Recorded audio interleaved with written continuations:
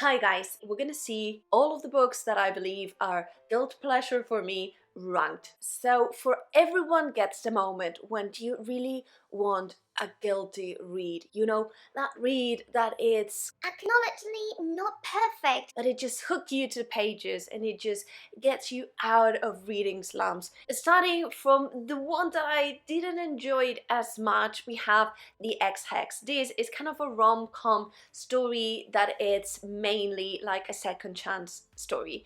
It's a very witchy and it has Severe autumn spooky vibes. we will have our main girl who, after the breakup, she cursed this man. And so when this man comes again into their village, they realize that this curse is now operating and it just messes up completely the whole city. This was so much fun. The relationship between the characters got steamy really fast. We have City of Thorns, and this will follow our main girl Rowan, as she is kind of traumatized because her mom was killed by a demon, and so from that point onwards she has promised the world vengeance, and so she does whatever she can to get into the City of Thorns, City of Demons, where she will start this investigation. The thing is that in order to get into the city she will need to pass as a succubus, pass some trials, get the trust of everyone, and discover who killed her mom. So this was fast.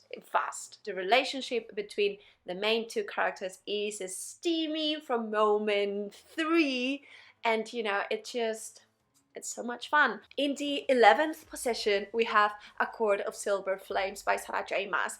This is kind of like the companion series to the A Court of Thorns and Roses, and this was a spicy, like very spicy, but nothing really happened. It was a very guilty pleasure, and you know, I really wanted to read it. We will be following Nesta, who is one of the sisters of our main character in A Court of Thorns and Roses, and her relationship with one of the Court of Night members. And I really thought that if you're in that position in which you really want something like spicy, this is definitely the book. Okay, and we enter into the top 10. Let's go to the position 6 and 10th. In the number 10, These Hollow Vows by Lexi Ryan.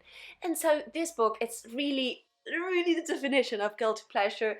It's short, it has love triangles, it has a chosen one, and we will be having this blend of A Court of Thorns and Roses, The Cruel Prince, and you know, it's kind of a mashup of all of that, so it sounds really familiar, but it's at the same time such a comfort read and really also Addictive. and so we will be following our main girl as she lives in this human realm, but she will need to go to the Fae world because her sister is kidnapped. In this Fae world, there are two kind of realms. We have kind of like the good Fae and the bad Fae. It seems that her sister has been kidnapped by the bad Fae. Of course, she will be in the middle of who is good, who is bad. I really enjoyed it. I started to read it and I was like, okay, this is not new, but at the same time it was like, but I would keep reading. And I'm really excited for book 2 that is also coming up this year. So the next one is Payback's a Witch, which again,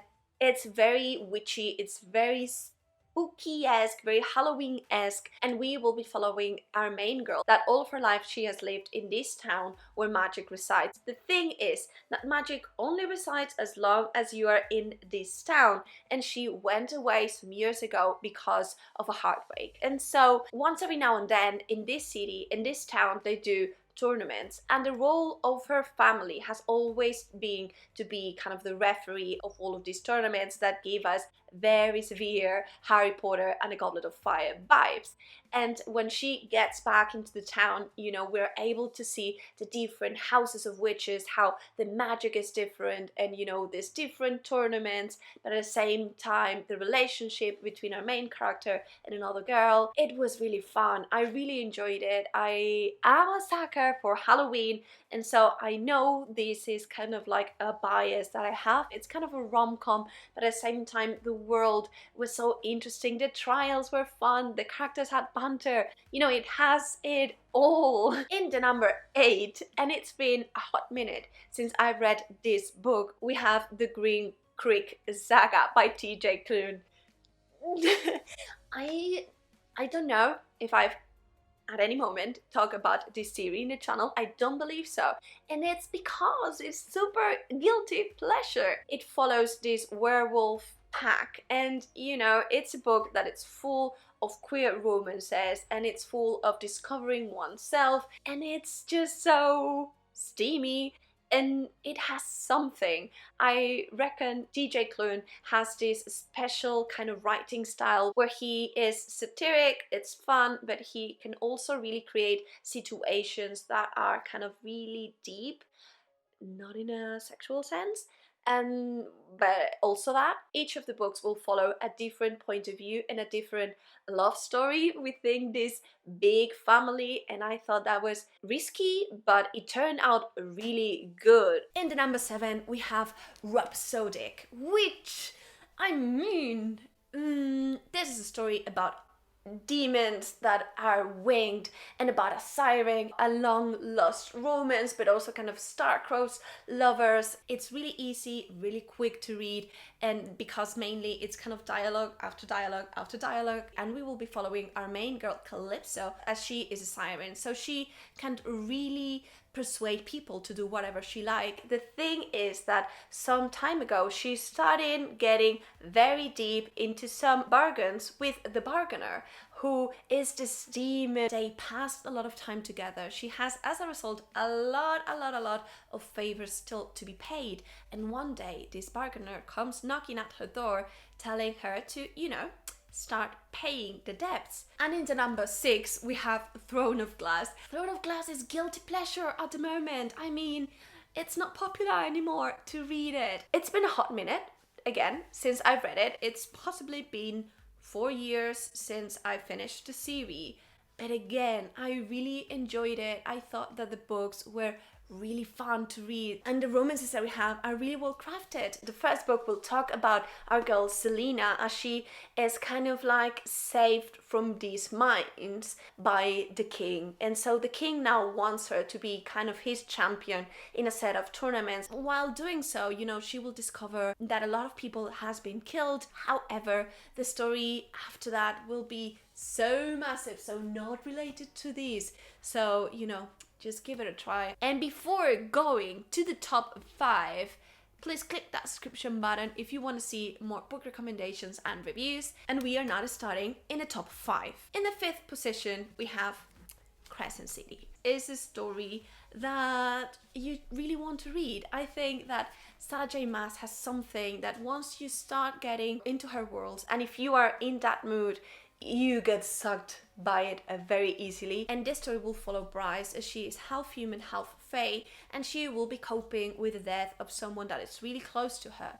And while doing so, she will be immersed in this kind of mystery, kind of thriller. She will align herself with Hunt, this massive angel, and things unfold from there. It's an urban fantasy story, but the world is massive. I reckon you will need to push through the first 100 pages because it was a lot, but then the story gets really interesting really soon. In the number 4 we have Caraval. It's so different for the other books that I'm talking about here, but it's kind of similar in the pleasure, and I really thought that this story was really well crafted. I was like, yes, out of a reading slump now. This will follow our 2 sisters as they go to Caraval, which is this kind of fantastic game that happens every now and then, led by this magical guy called Legend. And it seems that everything can happen once the Caraval starts. And they get into this first Caraval, and one of the sisters gets kidnapped. And so from that point onwards, we will be following the other sister, trying to figure out where the missing sister is, following the clues. The male characters in this series are fantastic. Like in the first book, Air is fantastic. I love him. But the second book and third book also. I cannot say anymore without really spoiling it, but different points of view throughout the series. Loved all of them. And starting with the number 3, we have A Court of Thorns and Roses, and especially the second book, which I've spoken no end lately. But this series, it's such a guilt pleasure. It's such a fantastic series to read. We will be following our main girl Fairy as she accidentally kills a fae, and as a result she gets kidnapped and thrown into this world where the different fae live, and they are organized in different courts. And so we will have like the spring court, the night court, you know, the winter, autumn, all of that, and she falls within the spring court. The first book, it's a Beauty and the Beast retelling, but from that point onwards the series advances. This was spicy, this was funny, there was banter, there's a lot of found family vibes to it, and I really love that part from Sarah J. Maas. So yeah. In the number 2 we have From Blood and Ash. What can I say about From Blood and Ash? The first book, it's mainly romance. The second book, hell, it's mainly romance. But then the fantasy elements starts getting into it, and we will be following our main girl Poppy. She is a maiden, she will be pale all of her life, no one really talks to her, but she within is a warrior and a curious person. And the book starts with her getting out one night, escaping, and you know, crossing paths with this very sexy soldier. And you know, she comes back, she tries to forget everything that happens, but of course their paths will merge again, they will blend, because he will be kind of the guard of her at some point. And you know, the relationship of the two will be the main thing. The thing is, the story unfolds in a way that it's really satisfying. This is one of those books that if you start reading, you will be getting out of any reading slump. And in the top 1, and I might be biased about it because I'm kind of reading them right now and I am obsessed on the level, we have The Zodiac Academy. The Zodiac Academy will be following 2 sisters, 2 twins, as they have been living in this human world all of their lives, and one day they are kind of brought into the Fae world, into a school called the Zodiac Academy. They are to be the long lost children of the Emperor of the Fae. The thing is that this Emperor was mad, and so yes, they are there, but they are not really wanted by anyone, and they are actually really disturbing how the power has been scheduled at a point or has been separated, because now this realm is ruled by the different celestial houses. So we have the fire house, the air house, the water house, earth, and in the school we will have the heirs of those houses. All of them very sexy, that, you know, are mean, are very bully, and they're really not cool. Our twins will need to, you know, start to discover their powers, their world. The good thing is that they are very powerful because they have not 1 or 2, but all of the elements, being the most powerful Fae alive. So, and that was it for today. I really hope you liked this video. If you did, give it a thumbs up. I publish bookish content every Tuesday and Friday for you to enjoy, and I hope to see you soon in another video. Bye!